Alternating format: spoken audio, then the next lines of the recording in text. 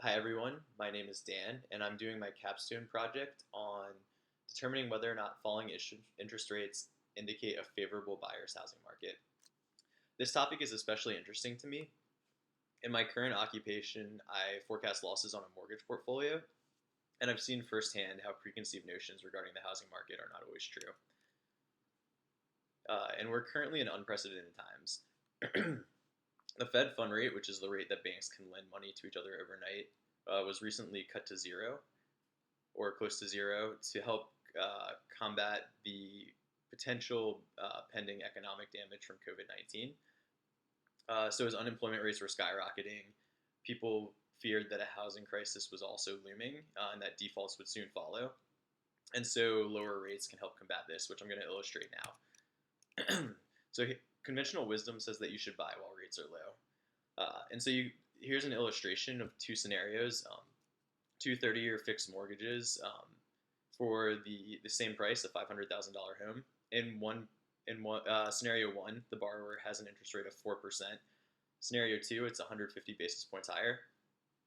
And over the life of the loan, the borrower in scenario one is saving almost $163,000 because of that lower interest rate. So it's pretty clear how this can stimulate the economy and drive home purchases. But is it always the best move? Not necessarily. So here are two additional scenarios. Both scenario three and scenario four have the same rates as the previous scenarios. However, in scenario three, the borrower is paying an inflated price on their home. Scenario four, the borrower is not. They're able to put the same down payment down on the home, and despite the higher interest rate, the borrower in scenario four is paying less over the life of the loan. So this is where the problem becomes a data science question, because it's impossible to know exactly what the market value for a home is at any given time. You can estimate it. And so data science can absolutely help with this. So now more than ever, there's an abundance of data that can be used regarding home prices, listings, time to sale, things of that nature. And this can be used to develop models. So my plan to do this is first to acquire a number of data sets that are relevant to the project, which I've been working on, and then homogenize the data to be ready for model consumption. And then the next big step is model development, which I plan to do primarily using Python. And then I'll be working on data visualization in Tableau. My data sets consist primarily of three different types of data. So the first is home price data, or HPI data. And so this is a measure of the percent of price change in residential homes given an index value. Um, and I've listed where I've sourced these from on this page. I also have Zillow inventory and sale data, which includes a bunch of metrics beyond home price, such as time to sale listing, medium sale price, things like that. And then also historical interest rate data. For my literature review, I found two interesting studies.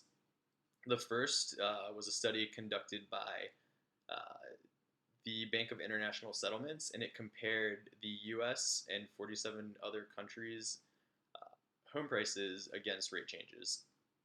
And so they found that there was a statistically significant negative correlation between rates and home prices. Um, and they determined that a Bayesian estimate relying on a random walk prior model technique, which is a type of autoregression model that assumes each step in a time series takes a random step away from the previous data point, would underestimate the interest impact. They opted to use a regression equation to model the relationship instead. And then the other study that I looked into was a study conducted by the New York Fed. This used a series of survey questions to gauge what would drive a borrower's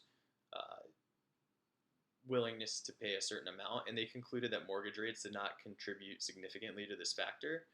Um, And so they suggested that current models could overstate the impact that rates have on home prices.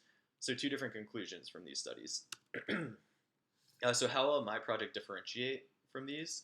The approach that I'm taking is fundamentally different than the survey-based study that the New York Fed conducted because I'm using historical data. So my project will be more focused than the first literature review that I went over because I'm focusing on a single country. And so this allows for more granular data to be analyzed, such as purchase data at the MSA and zip code level. And so my models should hopefully be less broad than what they produced.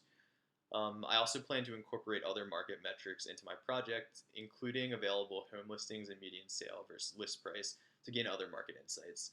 And then lastly, my project will be using additional data for the analysis because it'll be going through August 2020. So that's an overview of my project. Thank you for taking your time to watch this. For any questions, you can reach out to me at the email included on this page. Thanks.